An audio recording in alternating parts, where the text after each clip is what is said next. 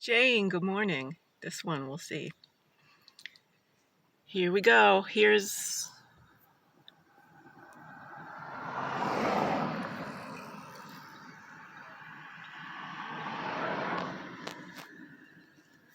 the panorama. This is between you and I, but publicly. We're going to make a little play. I don't like this way that we just keep saying, I'm sorry to everything. Like, I'm not responsible for the clutch. I think it's horrible that you're having to deal with a tow truck at 8:30 p.m.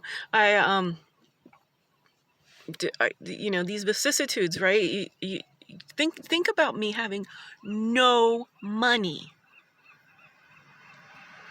It's 21 months? None. And I'd been living in abject poverty for the previous 3 to 4 years. I am demonstrating human potential. And you are my Watson in so many ways, as I see Sherlock human functioning. Now, this is, I'm telling you, I've thought this a lot, and even back in the day, there's a version of what's going on here, a strong salient version, where I bequeath you this magnificent trooper. And, machines break down. Human bodies don't. Back to the absolutely priceless exchange. If you now that we again, both of us, it's all evolution. There's this thing in our culture, and sort of everyone should be perfect at all times. And I said time and time again, I'm learning. I've just gotten this brand new capacity. It's homeodynamic balance and embodied empathy. I just, if this is true for me, and I feel like this when I have this sense, would this be the case in Botswana, right? And so much of what we think, it's just in our privileged lives. Jane, you and I, with money, we have no idea what other humans are going through on this planet. We want to, we care, but you actually really have to live through it. Even getting a first-hand report, there's these barriers between it. We don't feel homelessness until we live it. We will want to. We shouldn't. I say some of this stuff about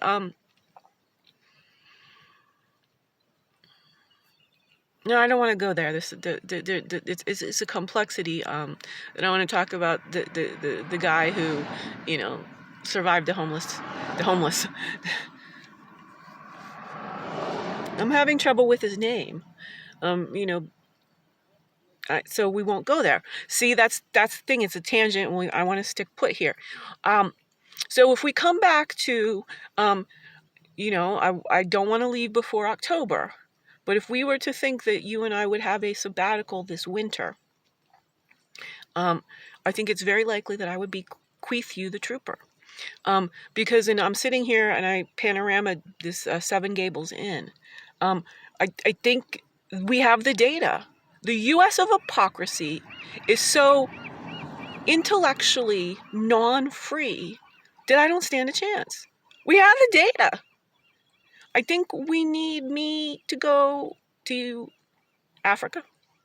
I think it's much more likely that the step to that is Europe. And, I have a portrait of my doppelganger in the Rijksmuseum. And I got a guy in the Netherlands. Oh, Jane, this is the thing. I'm so pleased that you're here with me. And if you stick with me and we build up this consistency, you're going to be astounded at what I've created in the world. But what I've created, and the people who have the space and the mental capacity to accept me, they're all broke. So he's launching a global movement called the Octopus movement. that is about nonlinear thinking. Well, my life-centric thinking is, of course, nonlinear. It's the ultimate nonlinear thinking, is the thinking of life. You know what I'm saying? Right? So if I was to come there, have some stability, get a pitch, he's doing all of, he's all the, he's making himself, he's bringing in the money for the movement for himself. I mean, he doesn't have anything. He told me he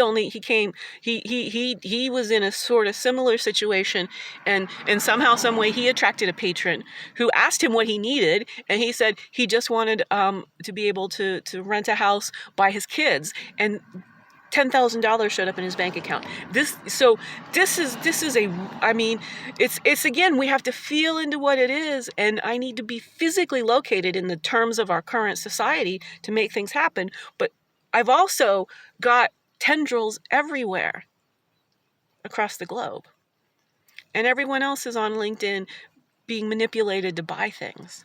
And we need a social media site that is not commercially based. This is Andrew Carnegie level, right? As I get these things, here it is. We need Mackenzie Scott. That's why I'm coming back. Please think about it. Let's plan for it. End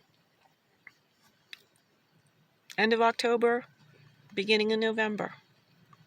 We'll give California, Esalen, that long, and if they can't see my brilliance, and I'm brilliant, I am an apex intellect. Philosophically, I mean, I've done it. I've used quantum physics, the history of chemistry, bleeding edge, neuroscience, biology.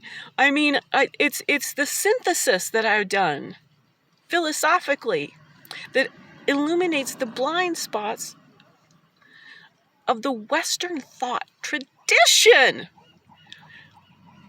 It's like everyone wants me to niche. No, see, the niching is the actual problem we have to solve to go forward. So I'm really feeling I got knee situations, right, from the morbid obesity childhood and never moving. Like, what would happen, if we could play in, I gotta be able to squat. Like, that's a human functionality that's never occurred for me, right? We've got embodiment play, we've got this, that, and the other thing. So, this trooper, forget about what, they say money-wise. I don't think it'll die. You'll start paying attention. So this is reticulating activating system. There's not many of them, but the ones that are out, because people, it was funny when I down here on the coast in Route 1 and whatnot, I bought a convertible Corvette when I first moved out here in 1996, and I would drive up and guys would stop and talk to me about the Corvette. These days, people talk to me about the Trooper. Somebody in Pittsburgh asked me if she could take a picture at a gas station of my Trooper. People tell me they really, this is an iconic vehicle. I've been preparing for my destiny my whole life, and I didn't have the mental fitness to see myself. This gift, and again, that this is coming through me, right? The reason I'm so sure is not that I'm doing book learning and lab experiments. It's coming through me, the electromagnetic fields of humanity. So, we're now in an A-B situation here. California gets a little bit more time. It's just like Pennsylvania. I hated it. Like, Carnegie Mellon was this little island, but then that island got corrupted by what was around it. Those motherfuckers, in the time that they left me to die in that parking lot, the endowment of Carnegie Mellon, this is searchable on the internet, increased from 2 billion to 3 billion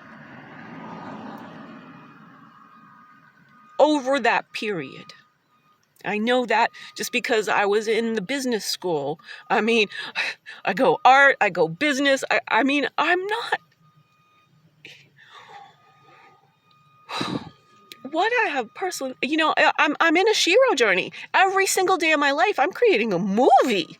It's like, and then this goes wrong, and then that goes wrong.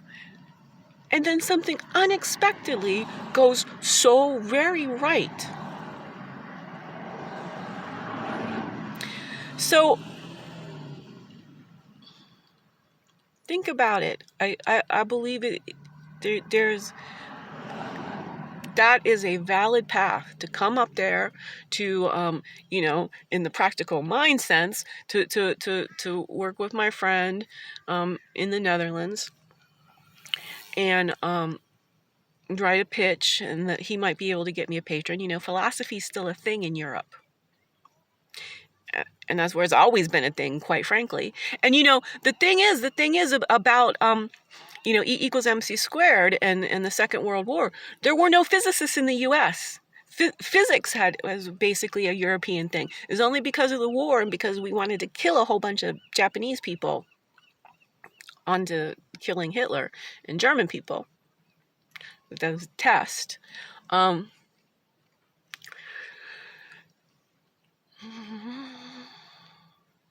So,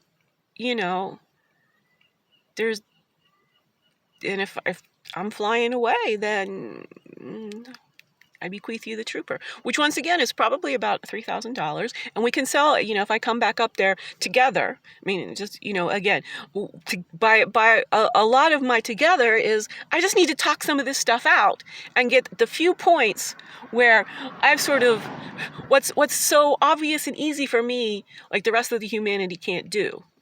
Me being in bioelectrical optimization. So, and it's been this way my whole life. I didn't prune the neurons. This is the thing, and this is why, from my own side, I was never lonely, and there was no drama in my life, because I didn't want to be like anybody else. I knew it. I knew I had to be myself, and this is what I want the world to be, where every single human across every nook and cranny of Earth gets to be exactly who they are. We build that civilizational framework. This is nirvana. See, we can go so quickly from near extinction to optimization, because speed of thought is the speed of light squared. Harmony.